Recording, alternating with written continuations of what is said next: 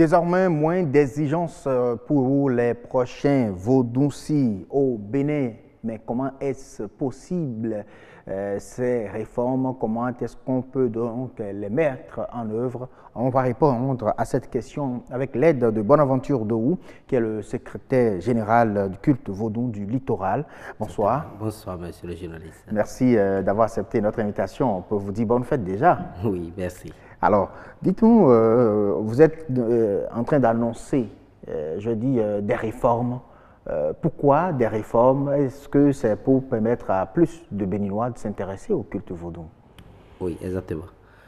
Nous sommes en train d'annoncer les réformes parce que nous devons d'abord dire merci au chef de l'État, président Patrice Talon. Il a dit de révéler le vaudou au monde.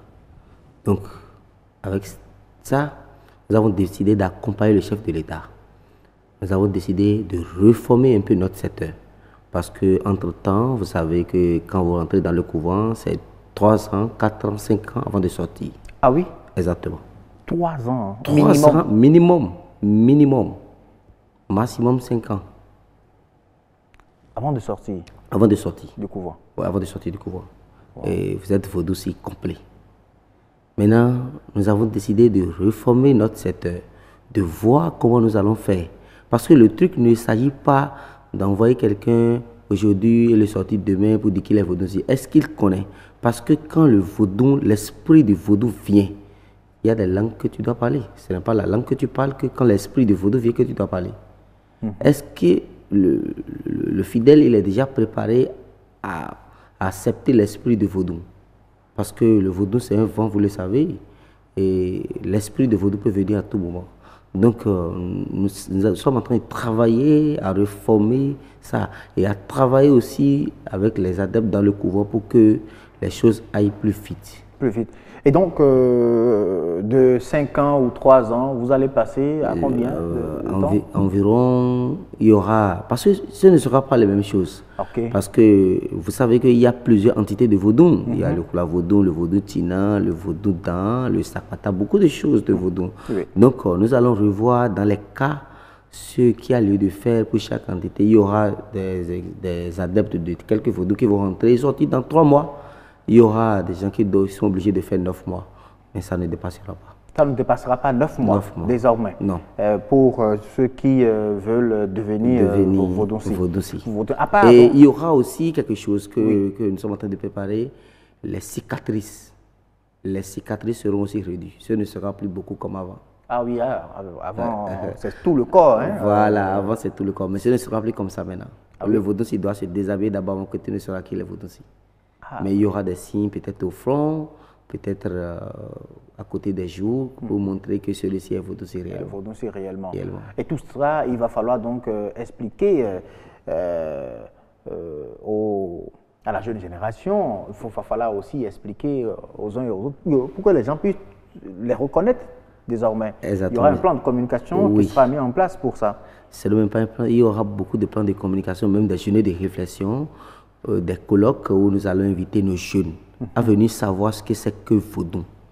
Parce que quand on parle du vaudou, les gens croient que c'est du côté négatif, c'est du mauvais, ça fait du mal. Non.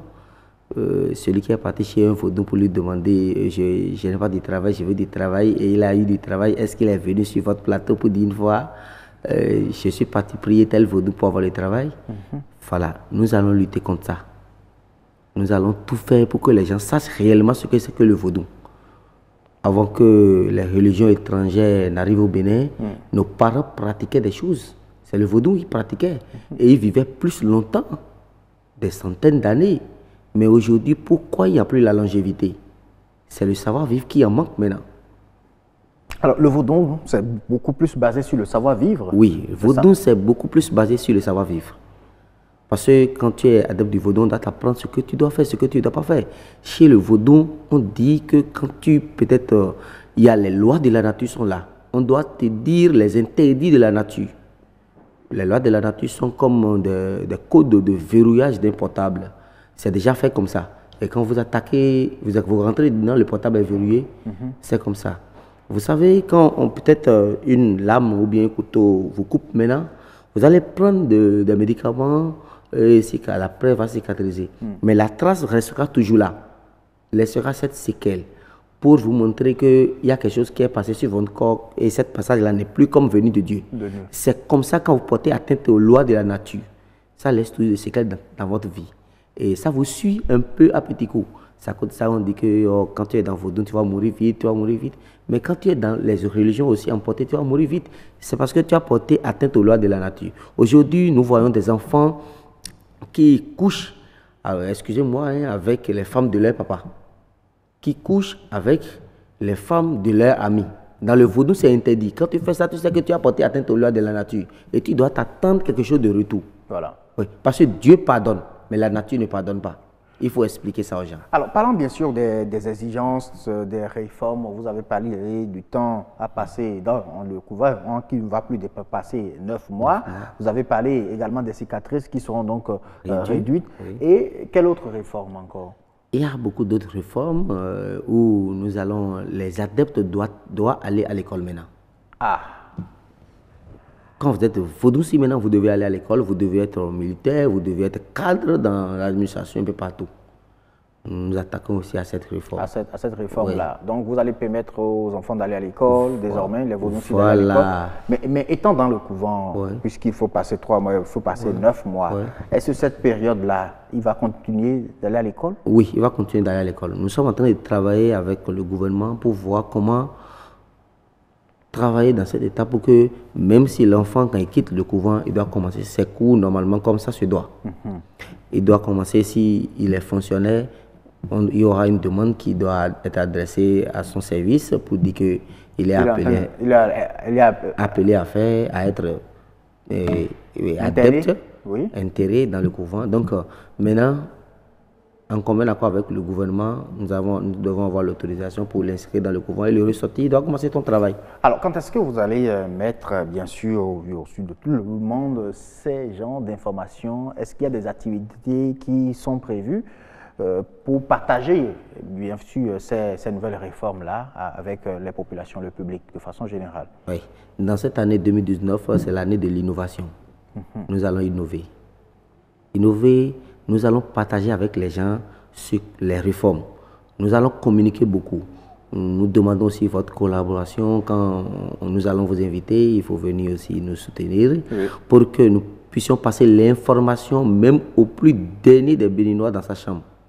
Pour qu'il ait l'information, pour qu'il écoute. Parce qu'il y aura ça dans toutes les langues nationales. Nous allons expliquer les réformes et dire comment on doit faire maintenant. Maintenant, après cette phase, nous allons parler avec l'État, signer un partenariat pour que les choses se passent, les réformes se passent en très bonne et due forme. En très bonne et due forme. Alors, il paraît que quand on est vaudou aussi, on ne quitte plus. Est-ce qu'aujourd'hui, les réformes vont toucher aussi ces exigences? Mais les réformes l'ont touché depuis longtemps. Vous savez, il y a des vaudous maintenant qui sont dans des églises, qui sont des pasteurs, des prophètes dans les églises. On ne refuse pas. Et arrivé à un certain moment, l'homme a le droit de choisir sa vie. Mais qu'est-ce qui crée ça? C'est parce que les gens méconnaissent ce que c'est que le vaudou. Le vaudou te dit de respecter tel à tel endroit. Maintenant, toi, tu as vu que, bon, par exemple, quelqu'un qui, excusez-moi pour le terme, quelqu'un qui est parti coucher avec la femme de son père, pour se couvrir de quelque chose, il peut dire que le vaudou n'est pas bon, aller dans une église pour dire, oui, Dieu est bon, quand j'étais souffrant, j'ai vu Dieu. Mais Dieu l'a pardonné réellement, parce que Dieu est esprit. Dieu l'a pardonné. Mais les lois de la nature à qui il a porté atteinte, est-ce qu'il est pardonné là? Non. Ça va le suivre durant tout le cours de sa vie. Donc c'est ça que nous allons expliquer aux gens. Il faut choisir, la vie est un choix. Choisis de faire du bien, tu vas vivre longtemps. Même si, c'est ce que les gens ne savent pas, même si tu ne vas pas à l'église pour aller prier, même si tu ne vas pas chez le vaudou pour aller prier, demander pardon, tu respectes seulement les lois de la nature, tu vas vivre longtemps. Plus de 100 ans même. C'est ça en réalité? Oui, c'est ça en réalité. Respecter les lois de la nature. Ne tue pas ton prochain. Ne pense pas mal de ton prochain. Ne détruis pas un être humain. il ne faut pas coucher avec la femme de ton ami. Ça, c'est les interdits. Parce que quand tu couches avec la femme de ton ami, tu manges avec lui là.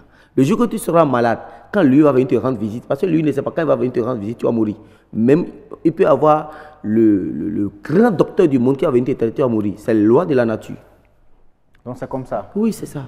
Alors, donc, vous pensez que c'est parce que les jeunes n'arrivent plus à adhérer, à intégrer la religion, nos religions endogènes, que vous avez décidé donc de procéder à ces réformes?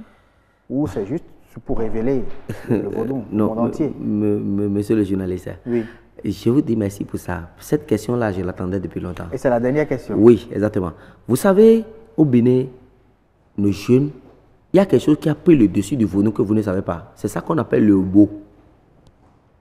Le hobo, c'est un couteau à double tranchant. Nos jeunes, vous avez... Donc le hobo est différent du vaudou? Le hobo est différent du vaudou. Le hobo, je sais ce que je vous dis. Ce qui est là, c'est trop profond. Le beau, les gens ont pris ces derniers temps-ci, vous avez vu, il y a des remous, on a dit qu'on égorge des gens pour des sacrifices. Ce n'est pas le vaudou. Au Bénin, là, depuis nos aïeux, là, quand un dignitaire, un prêtre du vaudou ou bien un adepte, là, ton frère même est décédé, tu es rentré dans la chambre pour voir son corps, là, tu ne peux jamais aller chez le vaudou. Sans te purifier. Et ce n'est pas le jour-là même que tu vas te purifier, c'est jusqu'au lendemain. Pourquoi on va prendre un être humain pour faire sacrifice pour le vaudou? C'est le beau. Ils sont partis chercher ça dans les pays limitrophes. Nous allons travailler, sensibiliser aussi les gens pour ça. Pour lutter efficacement contre cela. Il y a des gens maintenant qui vont aller à Tokpa, quelque part, ou bien au rôle des arts pour aller payer des pelles pour être dignitaires maintenant. Nous allons lutter contre ça. Nous allons organiser des journées de réflexion et des visites de sites. Quand vous dites que vous êtes Hounon, on va aller vous visiter pour voir ce que vous faites et vous êtes Hounon. Vous êtes dignitaire de qui? Vous êtes intronisé par qui? Qu'est-ce qui est dans la maison et vous dites là c'est vaudou, c'est le sang. Maintenant nous allons visiter ça pour voir de quoi tu es capable, qu'est-ce que tu fais. En tout cas, des réformes qui sont annoncées déjà sur ce plateau. Merci beaucoup à vous. Merci, Monsieur Bonaventure Dohou, secrétaire général du culte vaudou du littoral. Merci d'avoir accepté notre invitation. Merci à vous.